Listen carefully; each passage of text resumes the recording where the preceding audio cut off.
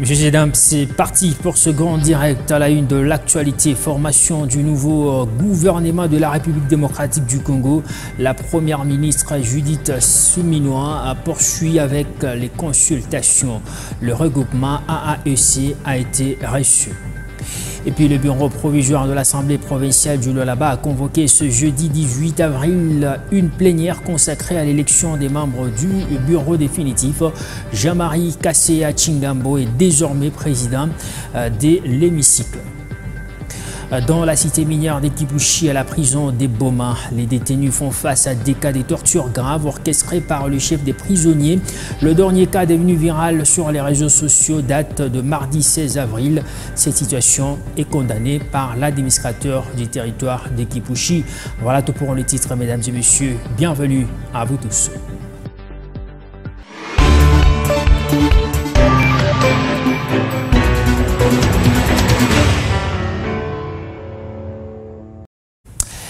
La formation du nouveau gouvernement de la République démocratique nous intéresse dans ce journal et les échanges dans le cadre de cette fin se poursuivent par la première ministre qui a reçu quelques forces politiques membres de l'Union sacrée de la nation pour la formation du gouvernement. Le regroupement AAEC de Carole Aguito, Cheo Kitundu et autres ont partagé leurs idées sur la monture du nouveau gouvernement et les profils des membres devant composer cette équipe gouvernementale. Pour ce regroupement, le temps étant très capital, la mise en place de ce gouvernement doit se faire dans les délais. Suivez.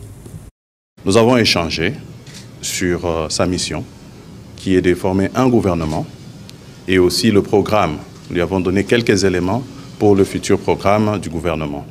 Alors, elle nous a parlé de la taille du gouvernement. Elle nous a parlé de certains critères pour le futur membre du gouvernement. Et voilà, c'était un échange fructueux et qui nous a permis d'avoir un peu une idée de ce qui va se passer dans les jours à venir.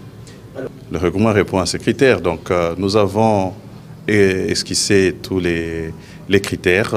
Nous nous voyons capables et prêts à être dans le gouvernement. Et bien, nous répondons à ces critères-là. Nous sommes là, quand nous avons échangé, elle a vu en nous des hommes et des femmes capables de répondre à ces critères-là. Donc, c'est à elle de décider pour le futur. Et donc, je crois qu'en tant que Congolais, en tant que politiciens et technocrates, nous sommes capables de répondre et nous répondons à ces critères-là. Les 4 ou 5 critères qui ont été cités. Évidemment, nous lui avons dit ça, nous l'avons réitéré. Parce que nous devons aller très vite. Nous avons déjà perdu à peu près 4 mois, si je ne me trompe, et nous ne pouvons pas continuer à attendre indéfiniment. La population nous attend, ce n'est pas nous. On ne peut pas regarder nos intérêts personnels, nous devons regarder les intérêts de la population d'abord. Parce que nous sommes les serviteurs, en tant que chef nommé ou quoi, ou député, nous sommes des serviteurs. Donc nous devons faire vite, nous devons l'aider à aller très vite pour implémenter la vision du chef de l'État, pour que demain, le Congo, le Congolais ait aussi le sourire. Donc voilà. Et puis les élections des sénateurs, des gouverneurs et leurs vice-gouverneurs auront bel et bien lieu le lundi 29 avril sur toute l'étendue du pays. La confirmation est des Denis, des Didier Pito Manara, deuxième vice-président de la CENI, faite à Kananga ce jeudi 18 avril. Il l'a fait savoir à la presse à l'issue de l'audience que lui a accordé le vice-gouverneur du Kasaï central, Martin Makita. Soleil Ntumba Moufika nous fait le point. S'imprégner de la bonne tenue des élections sénatoriales et du gouverneur et son vice au Kasaï central, voilà ce qui justifie l'arrivée à Kananga ce jeudi 18 avril 2024 du deuxième vice-président de la Commission électorale nationale indépendante, Dr Didi Manara, avec toute sa délégation, a été reçu en audience par le vice-gouverneur de province et gouverneur ad intérim pour échanger autour de la sécurisation des scrutins prévus le lundi 29 avril dans les avant-midi. Nous sommes donc ici en mission officielle à Kananga pour nous enquérir des préparatifs pour la bonne tenue des élections couplées, des élections indirectes, des sénateurs, des gouverneurs et vice-gouverneurs. Ces élections auront bel et bien lieu le lundi 29 avril. Dr Didi Manara justifie la tenue couplée de ces élections par manque de moyens financiers. Nous avons reporté à plusieurs reprises ces élections pour des questions d'ordre financier. Mais maintenant qu'il y a des lueurs d'espoir, nous disons que ces élections-là, pour des questions de célérité, nous devons les tenir au même moment. Ça sera d'abord les sénatoriales et puis les élections de gouverneurs et vice-gouverneurs partout dans nos provinces. Donc c'est pour ces raisons-là, et non pour d'autres, que nous allons les tenir le 29 avril. Ici, nous nous adressons à tous les candidats sénateurs du pays, à tous les candidats gouverneurs et vice-gouverneurs, que ces élections-là, le 29 avril, elles auront bel et bien lieu. Mais quant à la question de la corruption des électeurs à ces scrutins, le deuxième vice-président de la CENI annonce des mesures contraignantes pour décourager cette pratique. La lutte contre la corruption ne doit pas être l'apanage de la CENI toute seule, non, c'est tout le monde. Parce que nous devons avoir de vrais élus. Mais du point de vue opérationnel, nous allons mettre sur place, en tout cas des schémas, pour que cela n'ait pas lieu. D'abord, pour le vote, nous allons interdire à ce que les électeurs ne puissent pas aller, par exemple, avec leur téléphone. Parce que vous savez, avec le téléphone, c'est déjà une suspicion. Pourquoi est-ce que vous devez amener votre téléphone au niveau de l'urne pour aller voter? Vous voulez capturer l'image pour dire, voilà, je vous ai voté, l'argent que vous avez donné, voilà, je justifie ça. Nous allons interdire cette histoire-là. Il faut signaler que Dr Didi Manara a aimé l'engagement et la détermination de l'exécutif provincial pour des dispositifs sécuritaires garantis par lui lors de ces élections. Je vous l'ai dit en titre, le bureau de l'Assemblée provinciale du Lualaba fait peau neuve après une plénière consacrée à l'élection des membres définitifs de cet hémicycle. Jean-Marie Kassia Chingambo est désormais président de l'Assemblée provinciale du Lualaba, Archimède Kalassa, vice-président, Weber Shimata, rapporteur, Gloria Kaangou, rapporteur adjoint, et Amos Machao Kester.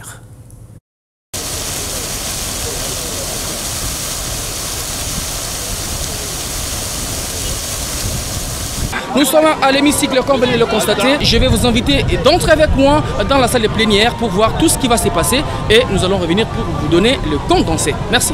Dans la poursuite du processus devant aboutir à l'installation de membres du bureau définitif de l'Assemblée provinciale du Lualaba, la dernière étape, celle des élections, vient d'être franchie. Comme prévu par le calendrier établi par le bureau provisoire, c'est jeudi 18 avril, les députés provinciaux étaient appelés à voter les 5 membres du bureau définitif, à savoir le président, les vice-présidents, le rapporteur, les rapporteurs adjoints et les questeurs. Juste à l'ouverture de la plénière, 2 candidats, l'un au poste des rapporteurs et l'autre des questeurs, se sont désistés. Il s'agit de l'honorable Sompoué Odax et Bikatondo Véronique. Pour des raisons personnelles et de dignité,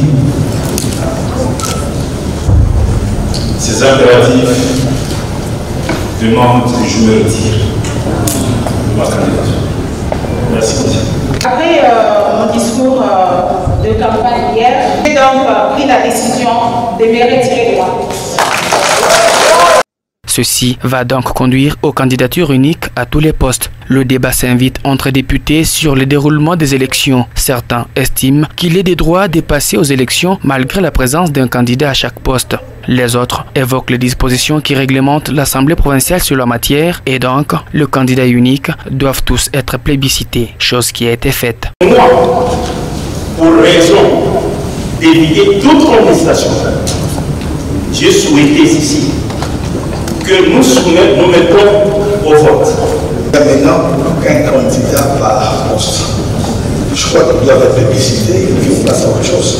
Après avoir présenté les membres du bureau définitif, l'honorable Mathieu Kazembe-Swana a prononcé son discours de remerciement tout en souhaitant un fructueux mandat à ses collègues. Étant donné que ce que notre peuple attendait est aujourd'hui chose faite, je voudrais, cher honorable président et cher membre du bureau, évoquer ici à notre intention à nous tous cette maxime d'un grand penseur français du XVIIIe siècle, je cite Louis Bourdalou, un prêtre jésuite et professeur, originaire de Bourges, et qui disait ceci à propos du pouvoir politique.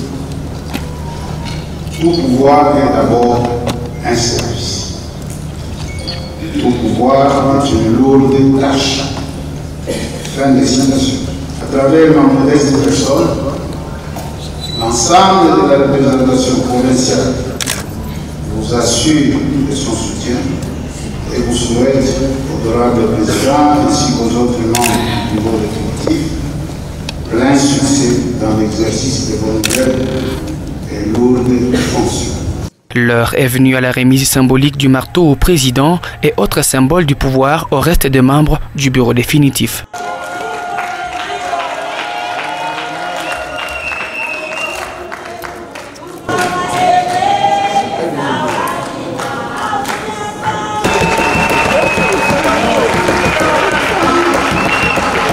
Aussitôt installé, le président de l'Assemblée provinciale du Lualaba, Jean-Marie Kassia Chingambo, a prononcé son discours.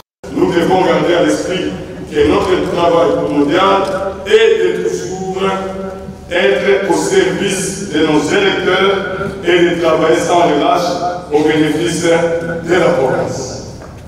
Je vous invite tous à demeurer respectueux de la Constitution, des textes de loi de la République démocratique du Congo ainsi que de notre règlement intérieur adopté à l'unanimité et en toute liberté en date du 15 mars 2024 pour une assemblée forte, restaurant la grandeur et la fierté de notre chère province du Lualaba. Désormais, l'Assemblée provinciale du Lualaba a comme président Jean-Marie Kassia Chingambo, vice-président Archimède Kalassa, rapporteur Moucheile Shimata Weber, le rapporteur adjoint Kaango Gloria et Amos Machao occupent les postes de questeurs.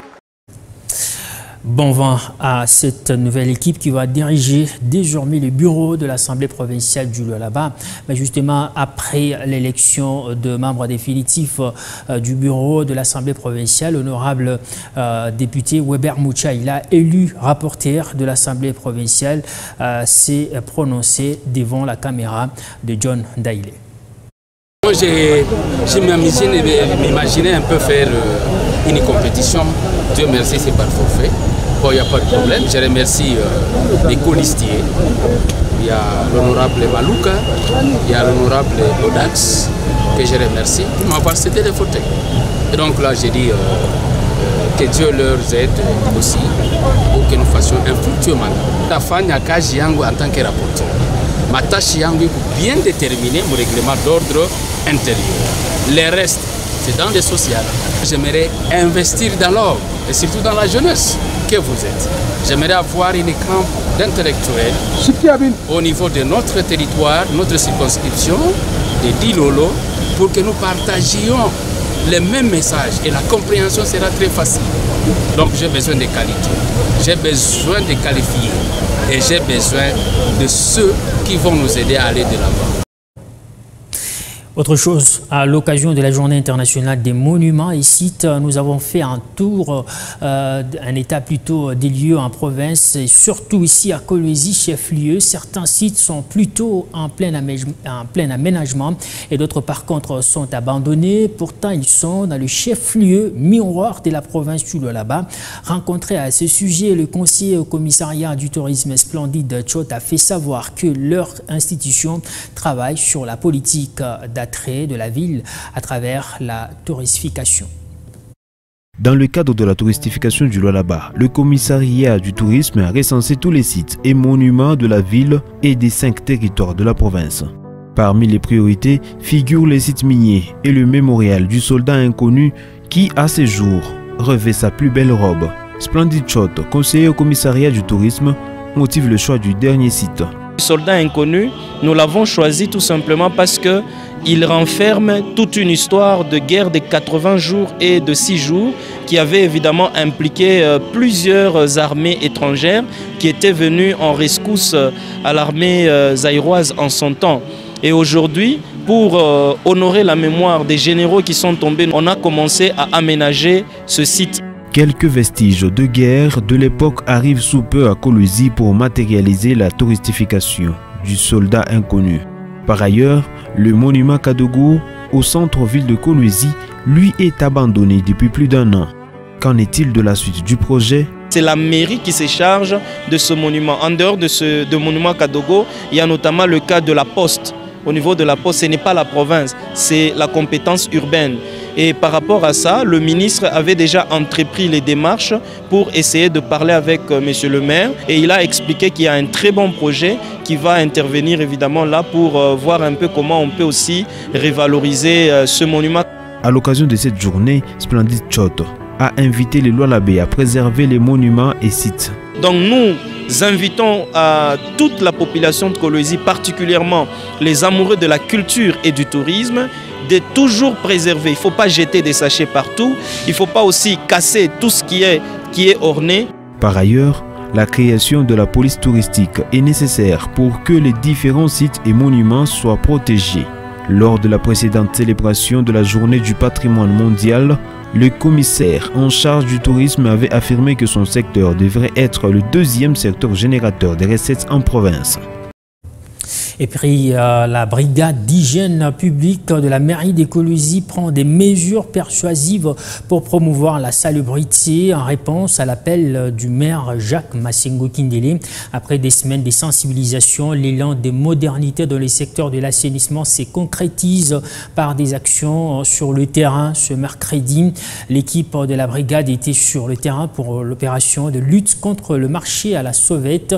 Les actions dissuasives et persuasives ont été menées pour barrer la route à des ennemis de la salubrité.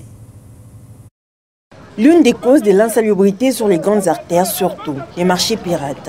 La brigade d'hygiène publique de la mairie de Kolwezi reste debout et surtout déterminée à arrêter toute personne entravant les efforts déployés par l'hôtel de ville dans les secteurs de l'assainissement. Parce que cela génère plusieurs déchets sur l'emprise de l'État. À Kolwezi, le marché à la sauvette est strictement interdit et combattu sur toutes ses formes. Après une sensibilisation intense, l'heure est à la traque de tous ceux-là qui se livrent à cette mauvaise pratique.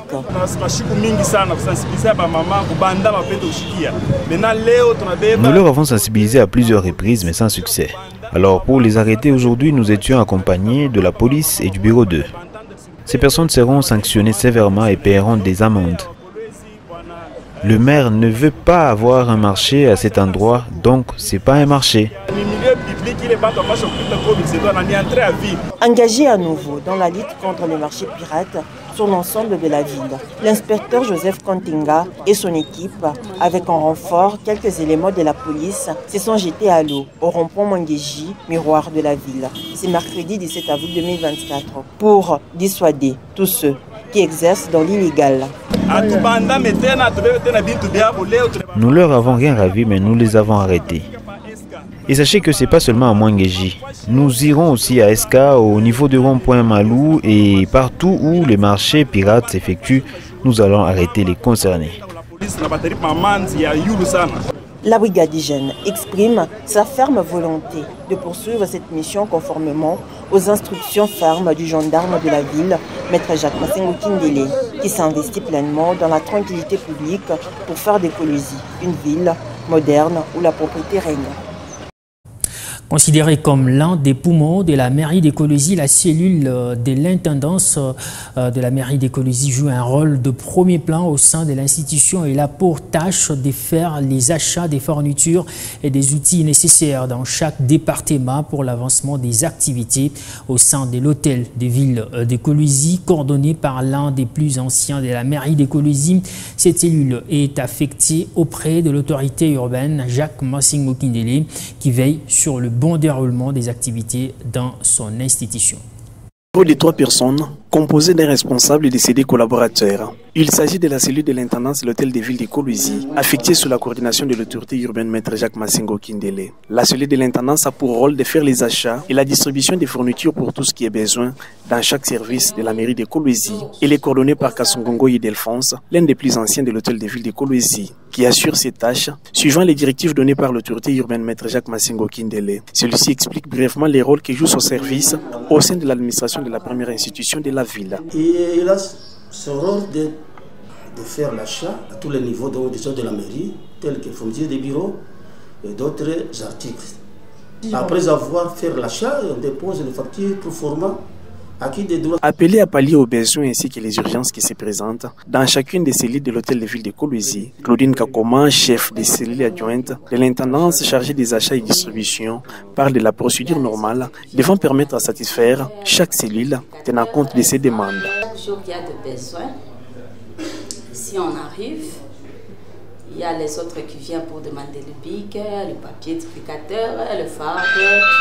S'il n'y a pas, je demande à mon chef, s'il y en a, mon chef me donne l'ordre de leur donner. S'il n'y a pas, on écrit auprès de notre chef hiérarchie. Pour les responsables de la cellule, tout achat est enregistré et stocké dans les registres se trouvant au sein de la cellule afin de mieux permettre l'élaboration des rapports mensuels, trimestriels ainsi qu'annuels, à sa hiérarchie pour des raisons de transparence.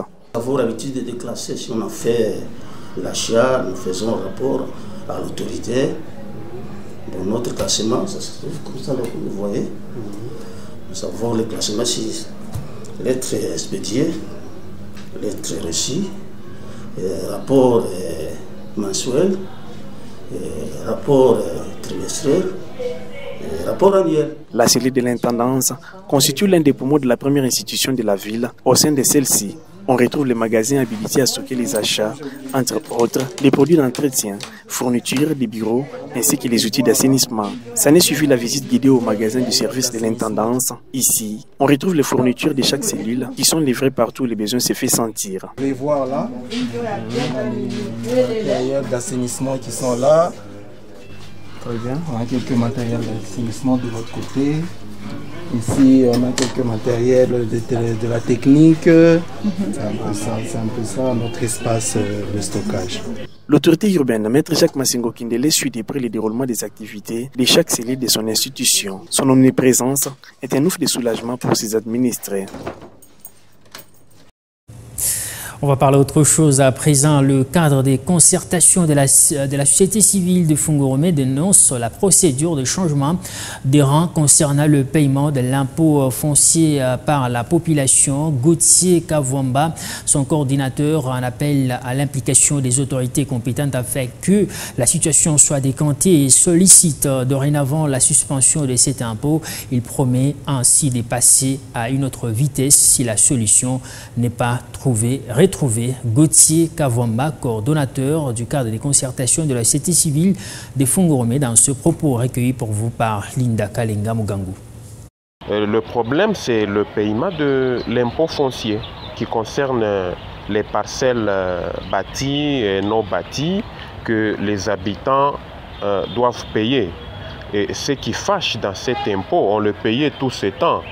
Et ce qui a révolté la communauté urbano-rurale, la communauté fourgeoise ou la communauté de Fungoromé, c'est d'avoir quitté le 4e rang. C'est un impôt qu'on taxait dans le 4e rang. Et aujourd'hui, soudain, la même Derlou vient de taxer cet impôt pour le 2e rang. Madame, nous sommes encore une commune urbano-rurale, nous devons le rappeler. Et bien entendu, quand nous avons dépêché une équipe sur terrain au bureau d'Erlou local, on nous dira que la hiérarchie a décidé de payer au 2e rang parce que Fungoromé est en voie de devenir une ville. C'est absurde, c'est inexplicable, madame. Nous ne sommes pas encore une ville. La Derlou devrait attendre que le changement de statut soit réel, palpable, pour que nous commençons à payer dans le rang voulu, dans le rang qui correspond cette fois-là. Mais précipiter les choses aussi comme ça, ça ne passe pas. Voilà ce qui fâche. Et les démarches que nous menons, c'est que nous avons adressé ce courrier, cette correspondance aux autorités compétentes. Si d'ici 1 semaine, 2 semaines, les équipes sont toujours déployées sur le terrain, là, la société civile se prendra ou la communauté se prendra en charge. C'est-à-dire, nous allons mener des démarches beaucoup plus efficaces et démocratiques. Il y aura des sit-ins, il y aura des manifestations pacifiques, et ainsi de suite. Nous voulons être taxés d'abord comme 4e rang en attendant que le statut de la commune ne soit changé. Voilà un peu la situation qui se passe sur le terrain. Rendons-nous cette fois-ci dans la cité minière de Kipushi dans le Haut-Katanga, la prison des Boma, où les détenus font face à des cas de torture graves orchestrés par le chef des prisonniers. Le dernier cas devenu viral sur les réseaux sociaux date de mardi 16 avril. Cette situation est condamnée par l'administrateur du territoire de Kipushi. Un procès en flagrance est organisé pour que chacun réponde de ses actes.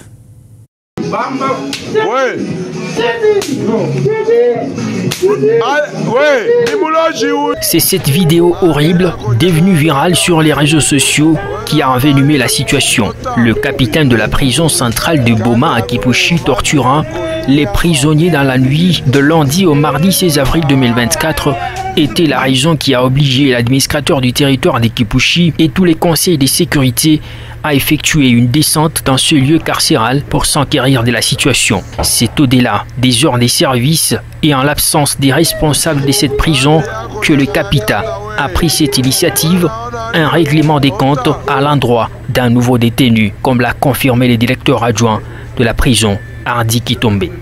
Nous, après la fermeture, nous sommes partis et la situation est restée entre les mains de la police. Et c'est au lendemain qu'on nous apprendra que les détenus ont été chicotés sur l'ordre du capitaine général pendant la nuit. Sur l'ordre du capitaine général. Le capitaine, c'est celui-ci.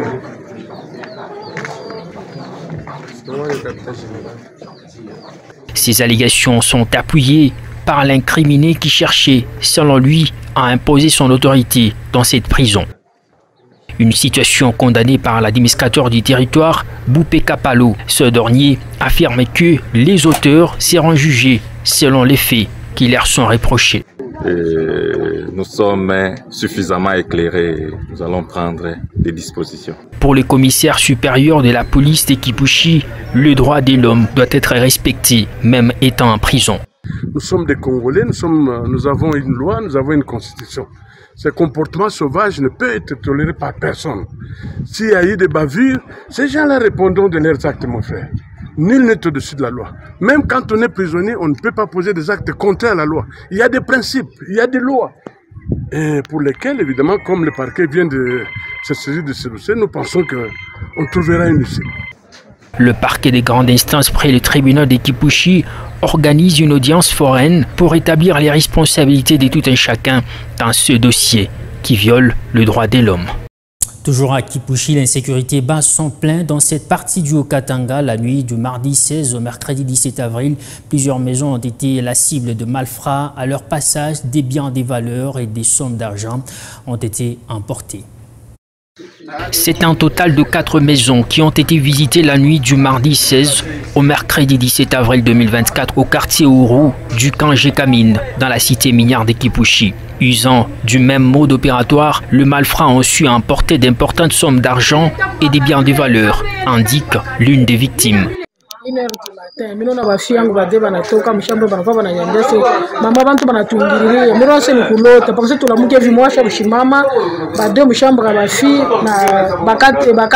Ils sont entrés et ont pris de l'argent et des téléphones.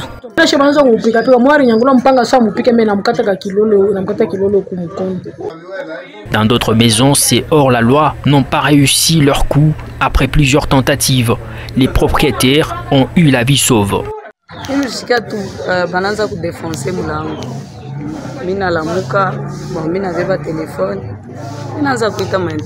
Ils ont forcé la porte, cassé des vitres, mais n'ont pas su accéder dans la maison après plus de 20 minutes d'opération.